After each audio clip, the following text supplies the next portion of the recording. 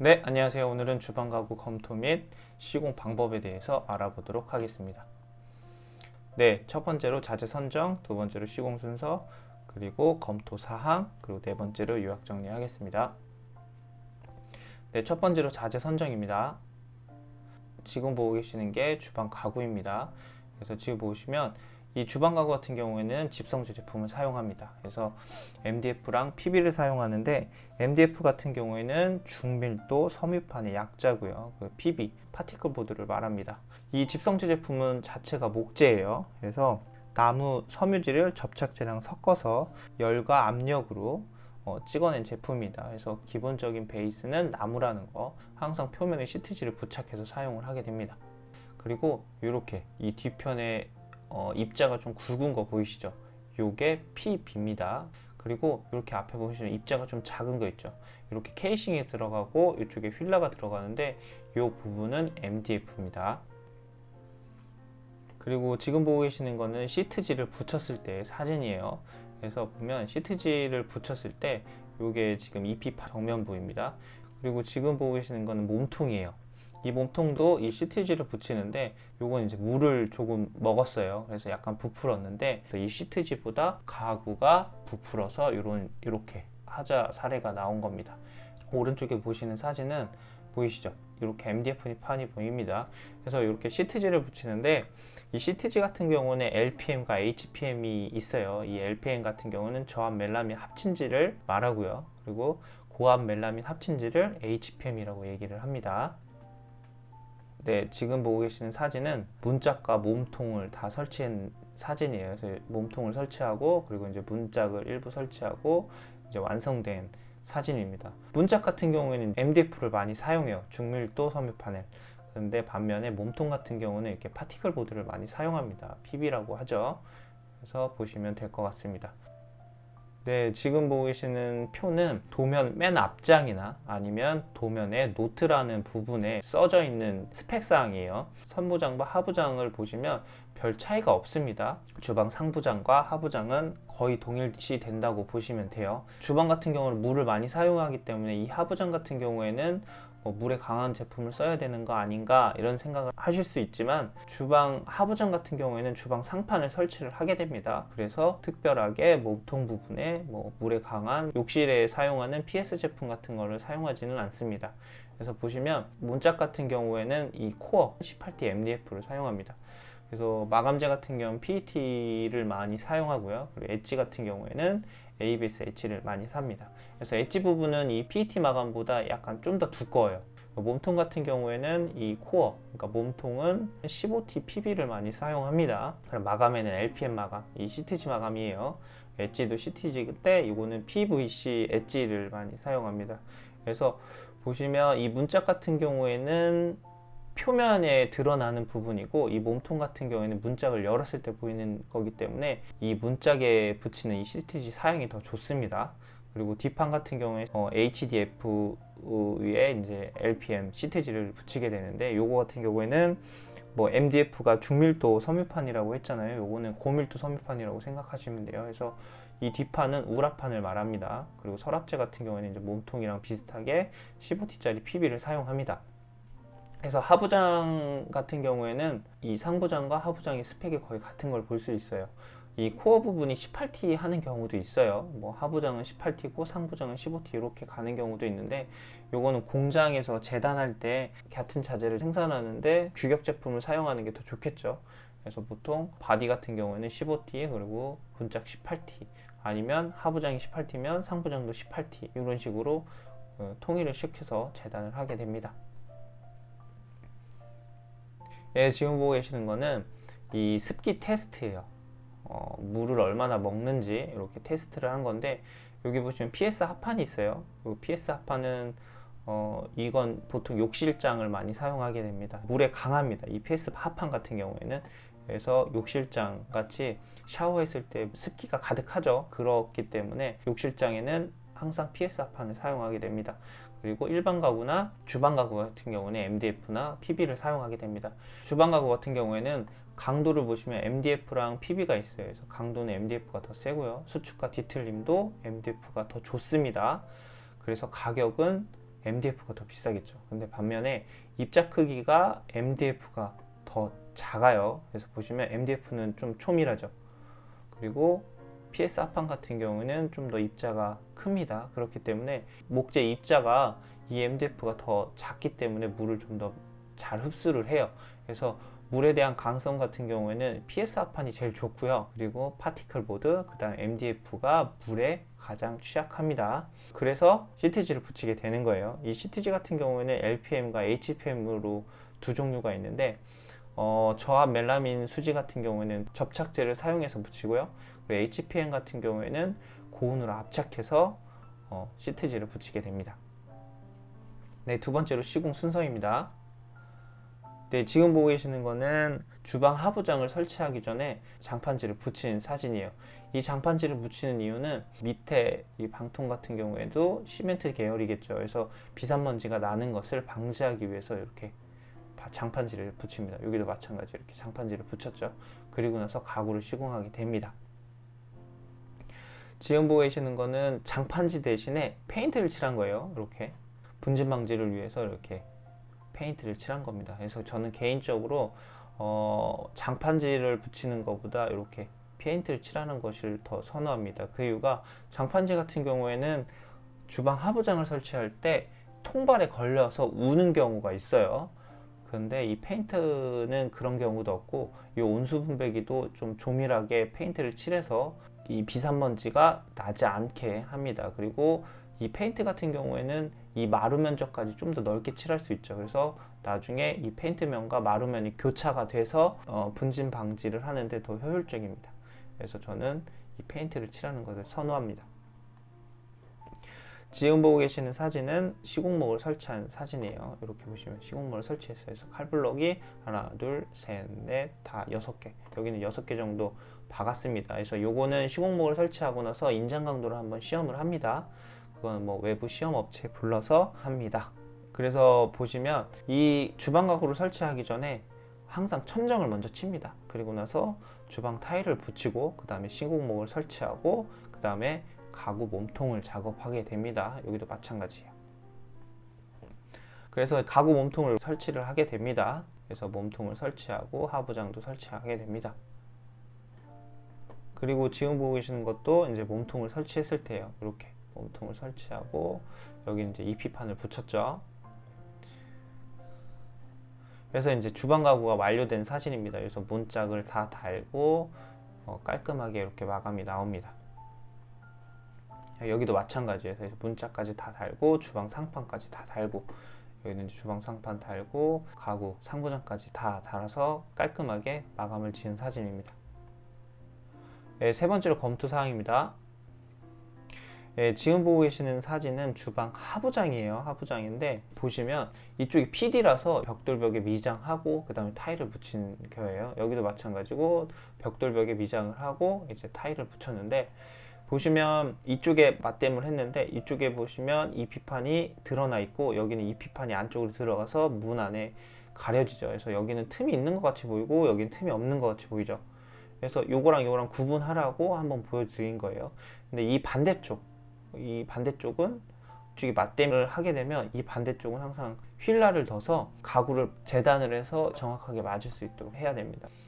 오른쪽 사진 같은 경우에는 이 벽면이 가네가 졌습니다. 이 밑에 보면 여기가 떴죠. 위에는 붙었고. 그래서 이런 거 같은 경우에는 이쪽에 휠라를 둬서 이러한 수직 가네를 휠라를 둬서 재단을 해서 맞출 수가 있습니다. 보시면 콘크리트 벽면이나 조적의 미장면 같은 경우는 이제 가네가 나는 경우가 있습니다. 이런 거는 휠라를 둬서 작업을 하시면 가네진 것을 맞출 수 있기 때문에 마감이 좀 더 깔끔해지지 않을까 합니다. 네, 지금 보고 계시는 거는 가구를 설치했을 때예요. 그래서 보시면 이쪽이 맞댐을 했고 이쪽에 휠라를 뒀습니다. 그래서 항상 이쪽 맞댐 쪽에서 먼저 맞추고 그 다음에 이쪽 길이 조절을 여기서 합니다. 길이가 짧으면 휠라를 재단해서 이렇게 마감을 마칩니다. 그리고 나서 코킹을 쏘겠죠. 그리고 여기도 마찬가지예요. 이쪽에 휠라를 둬서 저쪽 끝에서부터 맞춰서 이쪽에 이제 휠라를 넣어서 이 마감을 마치게 됩니다. 지금 보고 계시는 거는 이쪽 창호 쪽에 맞댐을 했습니다. 가구를. 그리고 나서 이쪽을 맞춰야 되니까 이쪽에 휠라를 뒀습니다. 그래서 이 휠라 사진을 확대한 걸 보면 이쪽에 휠라를 대서 이쪽 길이 조절을 하는 것을 볼 수 있습니다. 그래서 항상 가구를 검토하기 전에 휠라를 둘 때를 항상 검토하셔야 돼요. 그래서 마감을 정확하게 맞출 수 있도록 검토하셔야 됩니다. 그래서 가구 시공오차 같은 경우는 평균 20mm가 납니다. 그래서 그 20mm 조절을 이 휠라로 하게 됩니다. 네, 지금 보고 계시는 거는 주방 하부장이에요. 이 하부장 같은 경우는 이쪽에 보시면 맞댐을 했고요. 이 반대편이 이 사진이에요. 이 사진 보시면 이 휠라로 가구를 조절합니다. 이쪽에 공간이 있는 걸 보이시죠? 그래서 휠라가 이렇게 기역자로 돼서 이쪽 공간을 잡는 겁니다. 그래서 만약에 공간이 짧으면 이 휠라를 자르겠죠? 그래서 마감을 맞추는데 가장 큰 역할을 합니다. 네, 지금 보고 계시는 것도 같아요. 이렇게 휠라를 두고 이쪽도 이제 하부장도 휠라를 둬서 이제 길이 조절을 하게 됩니다. 그리고 지금 보고 계시는 거는 아일랜드장인데 이쪽 보시면 이 마감 부분이에요. 이 주방 상판과 1대1로 떨어지죠. 그렇게 보시면 이 하부 맨 밑에, 여기 말하는 거예요. 이 하부 맨 밑에 이제 걸레바지를 이렇게 접는 경우가 생깁니다. 그래서 이것보다는 이 가구를 이 벽면보다 10mm 돌출시켜서 이 걸레바지가 이 가구에 맞닿게 이렇게 작업하시는 게 더 깔끔할 것 같아요. 도배할 때도 이 가구가 10mm 튀어나와 있기 때문에 이렇게 감을 수 있기 때문에 마감하는 것도 더 깔끔할 것 같습니다. 그래서 이거는 조금 아쉬운 부분이에요. 지금 보고 계시는 거는 주방 상부장이 이 창호의 두 면이 맞닿는 부분이에요. 그래서 이쪽에 창호가 있고요. 그리고 이쪽 상부 부분도 창호의 면에 있습니다. 그래서 요거 같은 경우에는 창호에 딱 붙이면, 여기도 옆면도 창호에 딱 붙이면 마감이 제일 깔끔할 것 같아요. 그런데 이렇게 맞추기가 힘듭니다. 그래서 가구 같은 경우에는 제가 20mm 오차 범위가 있다고 했죠. 그래서 어느 세대는 딱 맞을 수가 있는데 어느 세대는 안 맞을 수가 있습니다. 그렇기 때문에 항상 20mm 여유폭을 두고 이렇게 시공을 하게 됩니다. 그래서 이 창호를 설치하고 나서 타일을 이렇게 창호 라인 맞춰서 이렇게 다 붙입니다. 그리고 나서 이 가구를 한 20mm에서 30mm 이격시켜서 가구를 설치합니다. 그래서 이렇게 되는 거예요. 이쪽에 한 20mm고 여기 한 15mm 정도 나오는데 이런 식으로 해서 맞추게 됩니다. 가구 두 면이 이렇게 맞출 수 있는 경우가 굉장히 힘듭니다. 그래서 아파트 같은 경우에는 모든 치수가 정확하게 맞추기가 어렵기 때문에 이렇게 창호와 가구 사이에 한 20mm 정도 공간을 둬서 이렇게 마감을 싣습니다. 예, 지금 보고 계시는 거는 조금 아쉬운 부분이에요. 주방 상부장이 이 가구에 딱 맞았으면, 그리고 이쪽 반대쪽에 휠라를 뒀으면 마감이 좀 더 깔끔해졌을 것 같아요. 이렇게 타일면이 보기가 안 좋습니다. 그리고 반면에 오른쪽 사진은 두 면이 창호에 맞닿죠. 요거는 이렇게 공간을 둬서 마감을 지어야 됩니다. 이 창호에 가구를 딱 붙이면 가장 좋겠죠. 근데 이게 한두 세대가 아니기 때문에 이렇게 마감 맞추기가 어렵습니다. 그래서 두 면인 경우에는 이렇게 타일을 공극을 둬서 이렇게 시공을 하게 됩니다. 예, 지금 보고 계시는 거는 이제 문짝 시공했을 때요. 보면 이렇게 보시면 이렇게 단차가 있습니다. 이 수평복이라고 하는데 현장에서 보통 조시를 본다고 해요. 그래서 보시면 문짝에 하드웨어가 있습니다. 이 하드웨어 가운데에 일자 드라이버를 끼울 수 있는 부분이 있어요. 그거를 돌려서 이 수평보기를 합니다. 그리고 지금 보고 계시는 거는 이 부분이 에어컨 자리예요. 그리고 전등이 들어갈 수도 있습니다. 보시면 이 문짝과 이 전등 커버나 아니면 에어컨 커버가 간섭되는 경우가 있어요. 이런 식으로 문이 걸리겠죠. 그러면 위쪽에 필러를 둬서 내리거나 아니면 문짝 치수를 좀 조절하거나 아니면 이 에어컨이나 전등을 이쪽으로 더 빼면 문이 열리거나 간섭되는 경우가 없겠죠. 그리고 오른쪽 사진을 보시면 주방 창문 문짝이랑 이 수전이랑 걸리는 경우가 있어요. 이 수전이 높은 경우가 있을 수도 있고 이 창호가 낮게 떨어지는 경우가 있어요. 그래서 이 간섭도 항상 보셔야 됩니다. 요즘은 옵션 세대에 이 주방 하부장을 높이는 옵션도 있어요.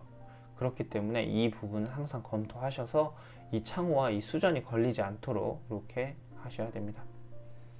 지금 보이시는 거는 주방 싱크볼이, 이 주방 상판을 설치하고 나서 이 싱크볼을 설치했는데 중요한 게 보면 오버플러가 이쪽 뒤편에 있죠. 그러면 실제 시공할 때 사람의 손을 넣어서 시공을 해야 되는데 불편합니다. 그래서 저는 보통 이제 우측이나 아니면 좌측 쪽으로 이렇게 통일을 해서 오버플로어를 설치를 하게 됩니다. 보시면 앞에 사진처럼 오버플로어관이 뒤에 있으면 이 음탈기, 그러니까 음식물 탈취를 설치하기 전에 먼저 설치를 해야 돼요. 그래서 오버플로어관을 하자보수할 때 안 좋습니다.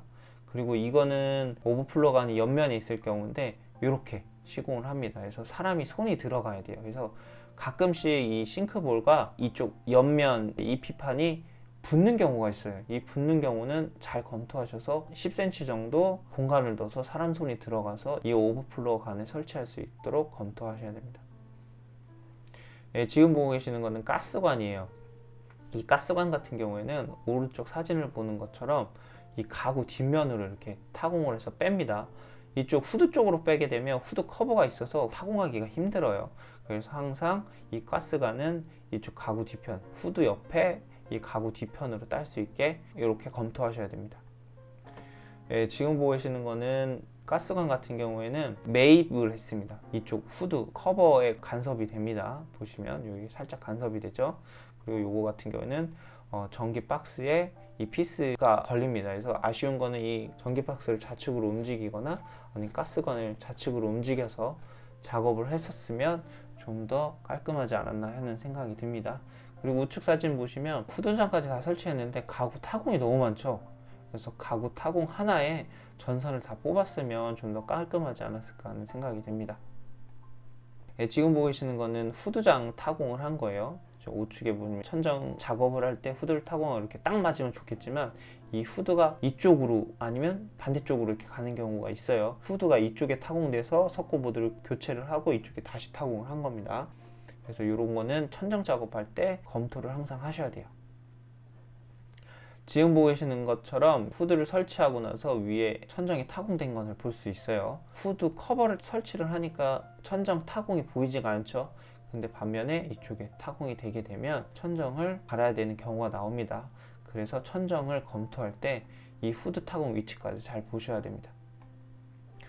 네, 지금 보이시는 거는 가구 쪽에 이제 내시경 점검구가 있는 경우에요. 이쪽 뒤편이 벽돌에 미장하고 타일을 붙인 경우에, 그래서 PD입니다. 이 안쪽이. 이 PD를 점검하려면 뭐 물이 새거나 아니면 파손이 있는 경우에 이쪽에 내시경 카메라를 이쪽으로 넣겠죠. 그래서 요 내시경 구멍 점검구를 이런 식으로 깔끔하게 타공을 하면 좋아요. 약간 엇나가도 상관이 없어요. 어차피 왕을 띄우기 때문에 보이지 않기 때문에. 그래서 요거까지 그냥 양호합니다. 근데 반면에 지금 보이시면 타공을 2번 했어요. 이렇게 위아래로. 요거는 왕을 끼워도 커버가 안 됩니다. 그래서 요거는 항상 위치를 잘 봐서 시공을 하셔야 됩니다. 네, 지금 보고 계시는 거는 가구 선반을 설치했을 경우에요. 그래서 보시면 여기는 정확하게 딱 맞죠. 이 앞쪽이 촉다보입니다. 뒤에 부분이 평다보인데 항상 촉다보는 한쪽에만 있어야 돼요. 그래야지 뒤쪽이 수평을 유지할 수 있습니다. 근데 반면에 우측을 보시면 뒤에도 촉다보를 시공한 경우에요. 뒤쪽 촉다보에 구멍을 맞추니까 앞에가 안 맞는 거예요. 그래서 시공할 때 보통 앞쪽만 촉다보를 하고 뒤편은 평다보로 갑니다. 그래서 타공이 없어야 되는 게 맞는 거예요. 그래서 이런 거 같은 경우에도 사전에 검토할 때 주의하시면 될 것 같습니다. 네, 마지막으로 요약 정리하겠습니다. 네, 첫 번째로 도면 검토할 때 재질을 한번 확인하셔야 됩니다. 뭐 PS인지 MDF인지 PB인지 이런 거 한번 확인하셔야 되고요. 그리고 휠라 설치 위치를 항상 검토하셔야 됩니다. 그리고 보강 방법이나 가구에 스크래치가 나기 때문에 보양 방법 또한 생각하셔야 됩니다. 그리고 두 번째로 시공 순서를 보시면 일단은 천정 작업을 하고 그리고 벽 타일을 붙입니다. 그리고 시공목을 설치하고 상하부장에 몸통을 설치하게 됩니다. 그리고 나서 선반 설치와 문짝 하드웨어를 설치를 하게 됩니다. 그리고 세 번째로 검토 사항을 보시면 인코너나 문선과 가구가 만나는 부분을 항상 검토하셔야 되고요. 후드, 가스, 싱크볼 타공 위치 항상 보셔야 돼요. 그리고 문짝을 시공하고 나서 항상 수평보기 보시고, 그리고 왕을 끼울 때 내시경 타공 및 커버 또한 확인하셔야 됩니다. 그리고 마지막으로 하드웨어, 그리고 철물을 사용하는 걸 잘 보셔야 돼요. 뭐 촉다부 같은 경우에는 앞쪽에 촉다부하고 뒤편에 평다부를 하는 것처럼 이런 철물도 일일이 확인하셔야 됩니다. 그리고 항상 스크래치에 대해서 대비를 하셔야 됩니다. 앞에 말한 것처럼 보양 방법 어떻게 하실지, 그리고 어떻게 양중을 할 건지 이런 것 또한 현장에서 잘 검토해서 현장을 운영하셨으면 좋겠습니다.